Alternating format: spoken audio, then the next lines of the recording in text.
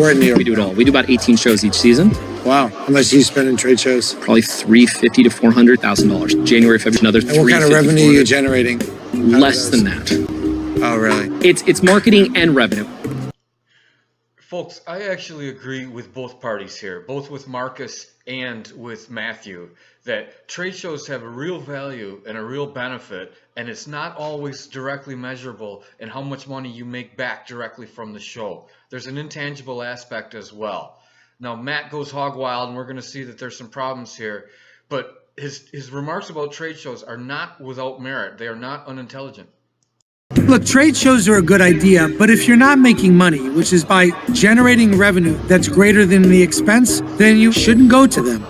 Of the 4 SKUs, how much business did you do in the last 12 months? Well, last year we did 1.7. 1.7 million. And of the 1.7 million, make money? No.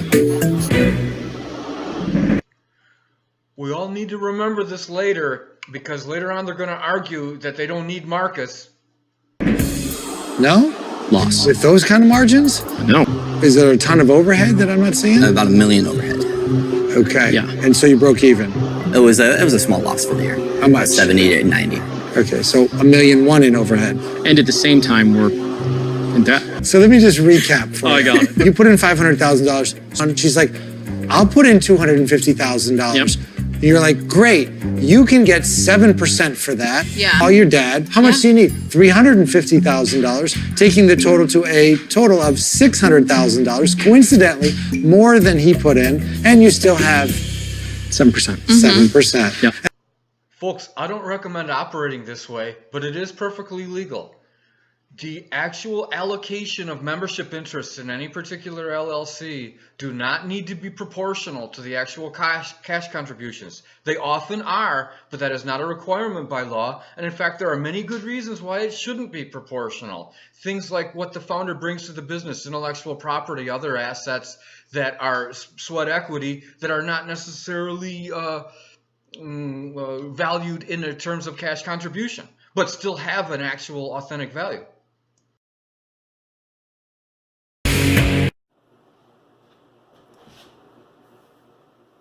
Folks, what you just saw, I feel like, was a good start and a good explanation to some of the problems that this company is having, the casery.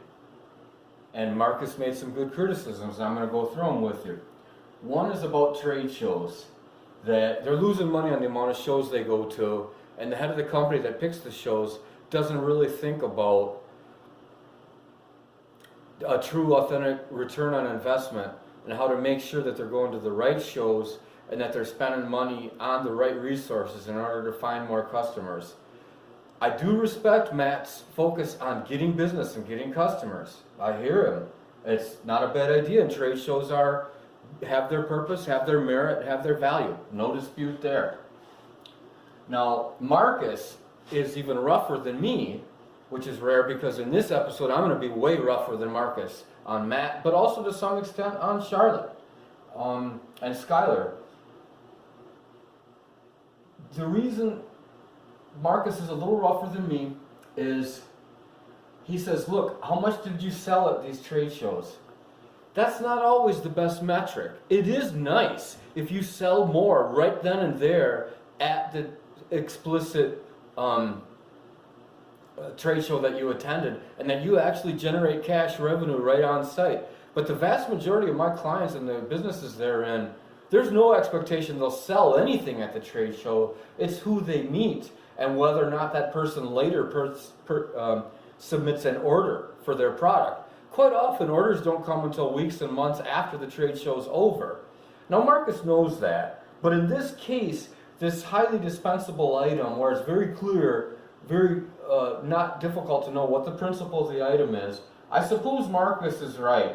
If they're going to place an order, they're going to place it right then and there at the show. That's not my experience with a lot of my clients and a lot of other different industries, but in this one, maybe that's the case, so I'll cut them some slack there. But even with that, I still feel trade shows have a real important intangible benefit. You get to meet people in your industry, you get to see what buyers' attitudes are and what they're feeling about what products they would be interested in and what they're not. And also, I'm sorry to say, if it turns out they are polite but say, Mr. Inventor, Mr. Entrepreneur, I would never in a million years buy this no matter what you do with it. I don't think this is going to sell well. You need to shift or adjust or pivot or do something because you are not reaching the right marketplace. And you go to enough trade shows and you hear that enough times, inventors need to listen. They need to change. They need to adapt. Adapt or die. That's a problem with the particular portfolio of inventors I've been working with for the last 22 years. Not all of them, but a lot of them. They want to do everything from their living room and their bedroom and never have to get out from their computer screen and make lots and lots of money. It doesn't work that way. You've got to go places and meet people in your industry. Get out from behind your computer screen. Even if some of the people are rude and give you news you don't want to hear. It's important and it's valuable. If they're wrong, okay, prove them to be wrong. But if you stay inside your home and do nothing but just try to pitch your invention and potentially reach your marketplace without ever getting out from behind your computer screen, that's not going to work. I don't know of any instances where anyone has done that has been successful. Okay, next. In the scenes you just saw, Matt openly admitted that they had 1.7 million in revenue and yet we're still operating the firm at a loss.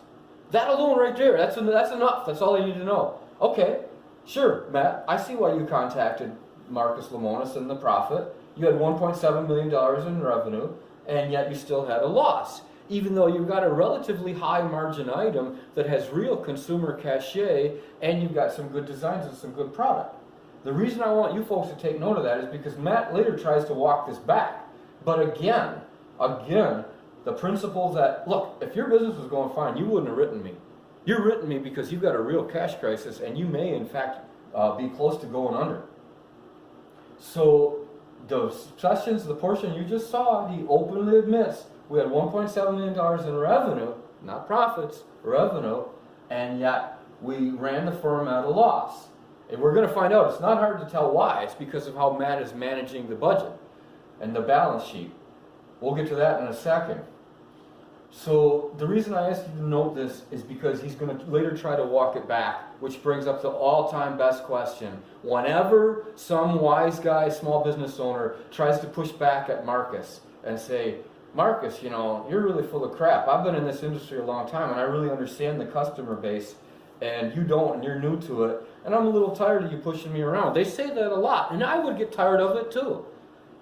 Except that, dude, you came to Marcus. You went to him because your business was drowning in debt and you were about to go down with it. He was one of your last resorts. Have a little humility. Remember how we got here in the first place. And this I will say to you folks, I wonder how much better these negotiations would go if all those cameras weren't around. And they could just open up their heart and say, look, yeah, Marcus, you know, I thought I know how to run this. I don't. I need help. But people don't want to say that on camera. They don't want to be labeled as weak or not appearing to know their business. In my small businesses, I would like every one of them to have to go on a Marcus Lemonis the Prophet. But as an entrepreneur myself and someone who runs a small business myself, I wouldn't go on it. I don't want to be on any reality television show. Even if things go really well and we get along great. I think the opportunity for damage to one's reputation is just too high, even if everything goes right.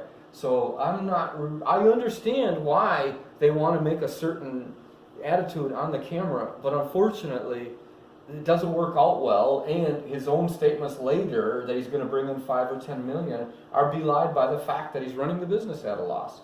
Okay, the third part that I want all of you independent inventors, entrepreneurs, and small business to remember. There's such a thing as a cash contribution and then how much equity in the LLC you get from that. Setting aside equity shares versus ownership versus management shares, whether those shares are passive or active and allow you to have decision-making authority in running the company or not. Setting that aside, which is definitely misleading on this show. Even without that, the dad put in $350K, the girl Charlotte put in $250K, that's $600,000. Matt put in $500,000 plus had the original idea, and yet they only get 7% equity and Matt gets 90. Okay, that's bad business management. Now, I've never read their operating agreement, and I don't know if they have one, or if it is just kind of an informal handshake. Now, the fact that Matt and Charlotte were dating, and the dad put in some money, I think was at the time because he thought, I'm putting it into my own family, this is my future son-in-law. And then when things kind of fuzzed out and whatnot, okay, that happens, and sometimes people go on to do really good business with each other. This isn't a perfect example, but I'll use the example of Johnny Cash and June Carter, who actually got along after they got divorced better than they got along when they were married. For those of you watching this video that have even ever heard of Johnny Cash, this is a strange apportionment of equity, and I think there were some family principles as to how this got arrived at. But the important thing is you folks, my clients, entrepreneurs, business persons, it doesn't always have to be this way, but it's generally understood that there should be some fair proportion between the amount of cash contribution and the amount of equity received in return. True, Matt had the idea for the company and has put in some intangible aspects besides the cash. And it's hard to value that. Now we get into my field, intellectual property, patents and trademarks and know-how and potentially trade secrets and other things, branding and mechanisms that help enhance and augment the value of the company. It is hard to assign a value to that, and Matt did deserve something. But I doubt if he deserved to arrive at the level of 90%, and these people kind of allowed themselves to be chumped out to accept only 7%. That was a mistake. Setting aside voting authority, management authority, the equity percentage, if the company does well and starts throwing off cash, which is what the principle of equity is supposed to mean, this is not right. This is not right. And as we found out, it turns out that leaving Matt to completely be responsible and have all decision-making authority in running the company just didn't work. It's not because he's not a bright guy. In a lot of ways, that guy Matt on the show, dislikable as he is intelligent. But he's running without any kind of boundaries or guiding principles, and he's got wildly misunderstanding the law regarding fiduciary duty and regarding passive investors, and also he's in a world of trouble with the IRS. I'm going to leave this video portion with these last two thoughts. We never heard from the dad in this episode. I wonder what he'd have to say about Matt and about the company and how much of his net worth was tied up in this $350K and how wronged and injured he feels.